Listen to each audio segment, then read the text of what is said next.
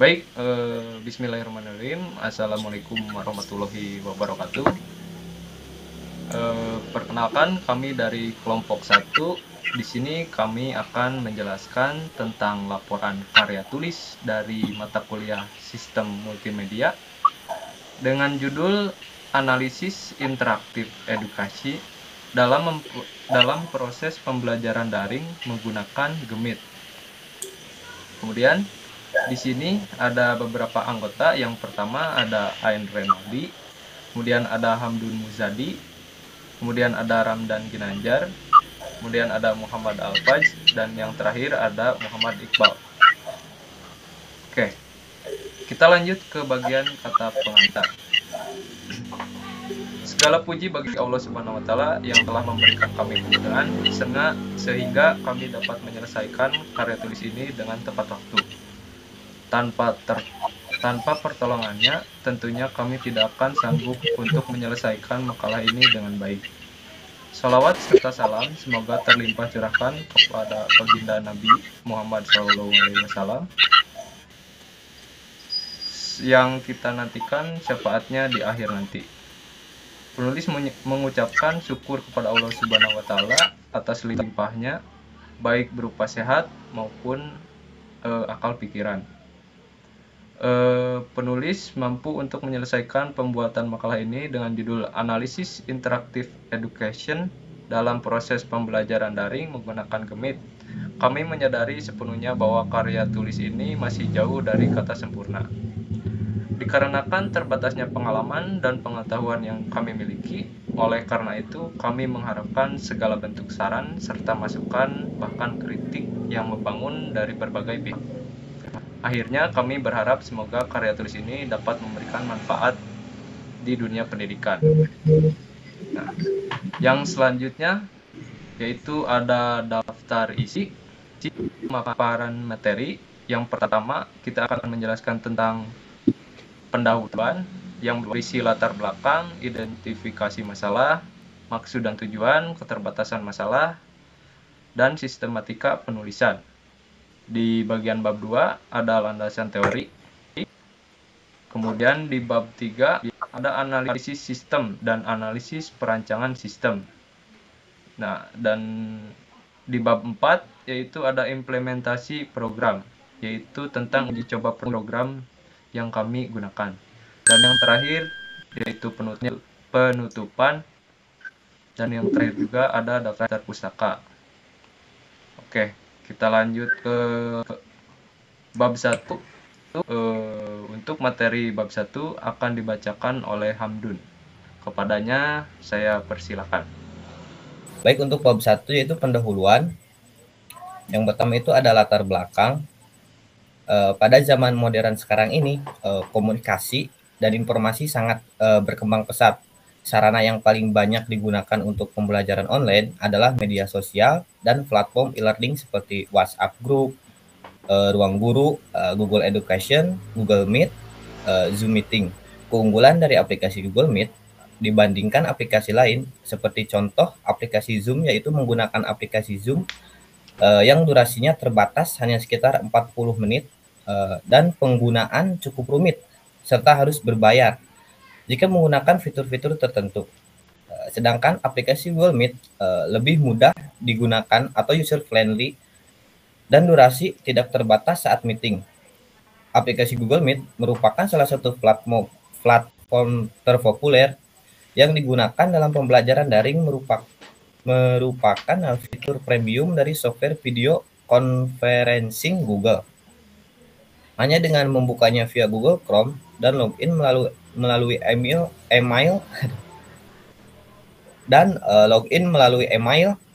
sudah dapat digunakan. Google Meet dapat diintegrasikan secara langsung ke dalam Google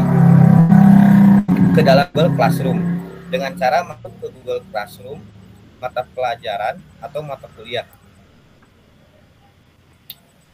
Yang kedua yaitu identifikasi masalah.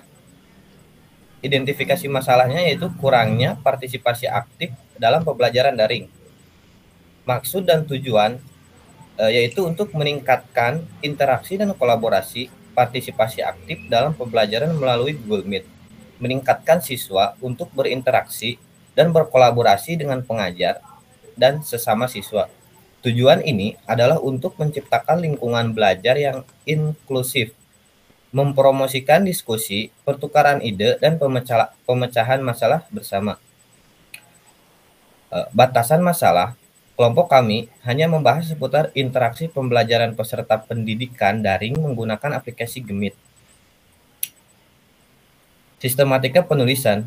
Penyajian laporan karya tulis ini dibagi dalam beberapa bab dengan tujuan untuk mempermudah pencarian informasi yang dibutuhkan, serta menunjukkan penyelesaian pekerjaan yang sistematis. Pembagian bab tersebut adalah sebagai berikut.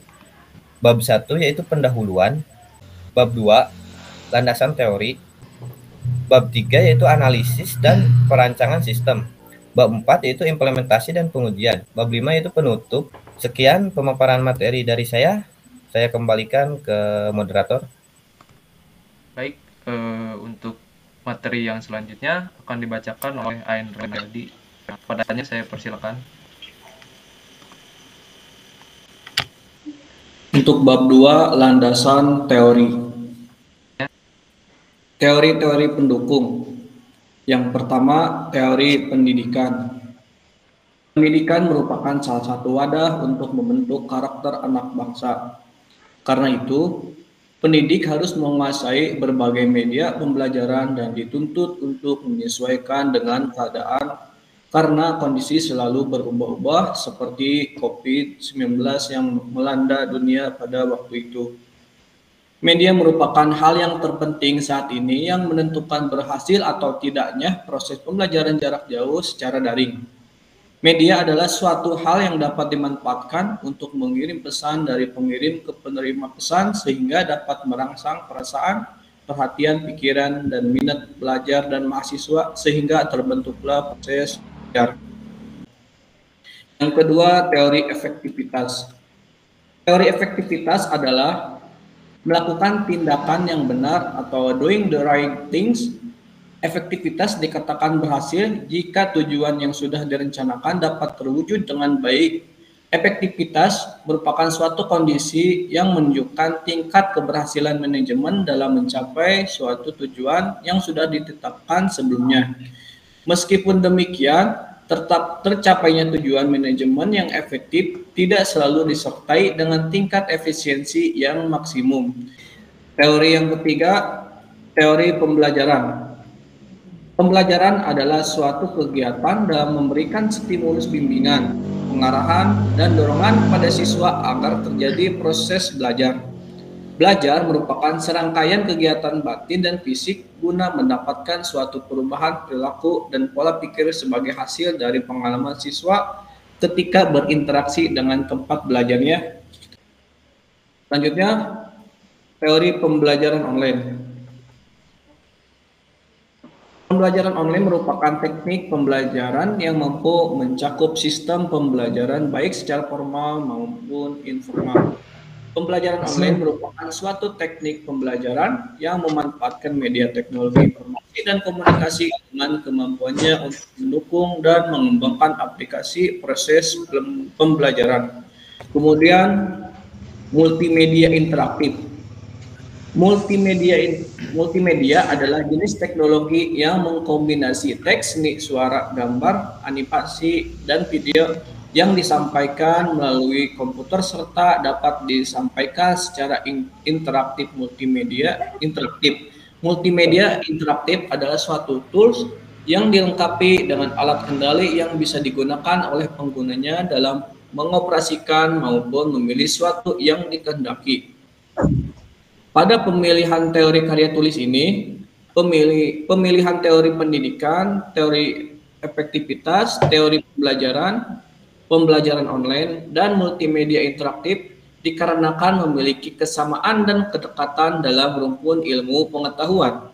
Dengan demikian, melalui pemilihan teori tersebut, peneliti ingin mengkolaborasikan bagaimanakah penyelesaian permasalahan dalam fenomena proses pembelajaran online menggunakan multimedia interaktif dengan melihat apakah sudah efektif atau belum.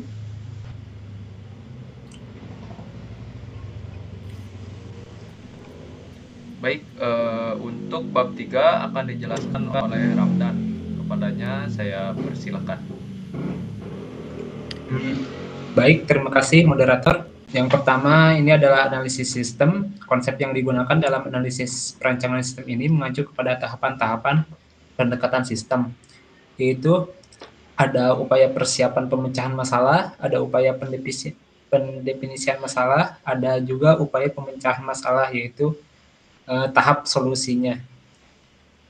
Setelah ada beberapa permasalahan yang relevan terkait bagaimana pembelajaran interaktif dengan menggunakan jarak jauh yang bisa menghasilkan kepuasan dan menyenangkan dengan baik, maka memerlukan sebuah alat bantu, yaitu aplikasi media pembelajaran dengan menggunakan aplikasi Gimit. Google Meet ini juga merupakan salah satu fitur aplikasi atau situs yang disediakan oleh Google, dikutip dari buku pembelajaran dalam jaringan daring di era digital dengan Google Set yang ditulis oleh Intianto Setyo Basori. Adalah layanan komunikasi video yang dikembangkan oleh Google dan diluncurkan pada tahun 2017. Google Meet menjadi aplikasi atau situs ringan yang mudah digunakan dengan fitur user-friendly. Aplikasi ini menyajikan sarana lengkap untuk melakukan konversi percakapan baik secara video, audio, teks, dan suara. Ada juga kami menganalisis beberapa kelemahan di dalam sistem, yaitu tentang kendala fitur, masalah tampilan atau tata letak. Beberapa pengguna makin mengalami kendala dengan tampilan atau tata letak Google Meet. Ini mungkin termasuk tumpang tindih antar muka, elemen yang tidak responsif, atau masalah dengan tampilan galeri atau tampilan layar penuh. Alangkah baiknya Google Meet melakukan perubahan dengan foto di bawah, tidak di samping. Yang kedua yaitu kita menganalisis kebutuhan pengguna tentang identitas. Nah, di sini foto profil pengguna Google dapat mengunggah foto profil mereka yang dapat ditampilkan sebagai identitas visual di dalam Google Meet. Foto profil ini dapat membantu peserta lain mengenali dan mengidentifikasi pengguna. Yang terakhir, kami sebagai penulis menganalisis identifikasi komponen, yaitu kendalanya di audio dan video, mencakup pengiriman suara dan video selama panggilan di Google Meet. Mengacu juga fitur-fitur seperti pemilihan mikrofon dan kamera, pengaturan volume, pemutaran suara, serta pemutaran video, dan berbagai resolusi dan kualitas. Serta peserta suka lupa mengaktifkan atau menonaktifkan ketika itu harus dilakukan. Langsung saja kita ke perancangan analisis sistem. Setelah tahap analisis sistem selesai dilakukan, maka analisis sistem telah mendapatkan gambaran dengan jelas apa yang harus dikerjakan. Tiba waktunya sekarang bagi analisis sistem untuk memikirkan bagaimana membentuk sistem tersebut. Tahap ini juga disebut dengan perancangan sistem. Yang pertama, dalam kendala fitur dari analisis pemecahan masalah, yaitu yang terjadi, bisa dilihat gambarnya. Dalam fitur Gimit, pada gambar tersebut memberikan tata letak yang kurang sehingga kelihatannya tumpang tindih antar muka dan elemen yang tidak responsif. Alangkah baiknya dengan tata letak gambar user di bawah sejajar, sedangkan fitur tampilan chat menjadi satu. Yang kedua, ini ada identitas dari analisis kebutuhan pengguna. Nah, di sini para pelajar suka menyepelekan dalam hal mengubah foto profil. Padahal foto profil ini termasuk penting dalam membantu mereka berkenalan dengan yang lain, bahkan guru ataupun dosen. Bisa lebih mengenal terhadap mereka sehingga pembelajaran akan lebih berpartisipasi aktif dan menyenangkan. Yang ketiga yaitu ada kendala audio video, ada suara, teks, analisis, identifikasi komponen. Bisa dilihat gambarnya, sangat disayangkan ya para pelajar suka tidak patuh kepada guru atau dosen ketika disuruh menampilkan video. Identitas mereka ini akan mengakibatkan fatal terhadap pembelajaran dan akan tidak ada respon. Suara timbal balik yang interaktif saat berdiskusi ataupun saat ada fitur teks yang lebih bisa digunakan ketika sedang gugup menampilkan gambar. Mungkin cukup sekian dari saya pembahasannya di Kembalikan lagi kepada moderator. Baik, terima kasih. Untuk bab selanjutnya akan dibacakan oleh M. Iqbal. Kepadanya saya persilakan. Baik, terima kasih moderator. Untuk bagian selanjutnya ada bab 4 adalah implementasi program. Kami menguji coba program kita ternyata sangat memuaskan ketika digunakan dan menyenangkan. Aplikasi Google Meet ini memiliki instrumen lengkap. Aplikasi Google Meet tidak menghabiskan kuota. Aplikasi Google Meet tidak membutuhkan jaringan yang kuat. Kami sangat menyarankan ketika sedang berlangsung kelas online dengan media pembelajaran jarak jauh menggunakan Google Meet. Jadi yang itu digunakan semaksimal mungkin sehingga pembelajaran akan saling interaktif dan menjalankan pendidikan pun akan. Baik, terima kasih. Kemudian yang terakhir yaitu ada kesimpulan. Dari materi yang telah disampaikan, kita dapat kesimpulan bahwa pengguna aplikasi Gemit sangat mudah digunakan sehingga menjadi aplikasi video pembelajaran daring yang baik dengan berlangsungnya kegiatan yang interaktif dan disukai banyak pelajar. Karena menggunakan aplikasi Google Meet tidak memerlukan biaya yang banyak, aplikasi Google Meet perlu diimplementasikan dalam kalangan masyarakat, sehingga dapat melakukan kegiatan yang interaktif. Proses belajar menjadi lebih menyenangkan akibat fitur dan komponennya yang lengkap. Saling terjadi interaksi secara virtual. Pelajar merasa senang karena mereka bisa saling menyapa dan bisa melihat tampilan di layar yang diterangkan saat itu. Dengan adanya interaksi antara sesama pelajar dan juga pengajar, diharapkan pemahaman pembelajaran akan meningkat. Suasana pembelajaran yang menyenangkan dan berkesan akan menarik minat peserta didik untuk terlibat secara aktif sehingga tujuan pembelajaran dapat dicapai secara maksimal. Berikut adalah beberapa daftar pustaka. Baik, mungkin cukup sekian pemaparan materi dari kelompok kami. Mohon maaf bila banyak kesalahan. Wabillahi taufiq wal hidayah. Wassalamualaikum warahmatullahi wabarakatuh. Waalaikumsalam warahmatullahi wabarakatuh.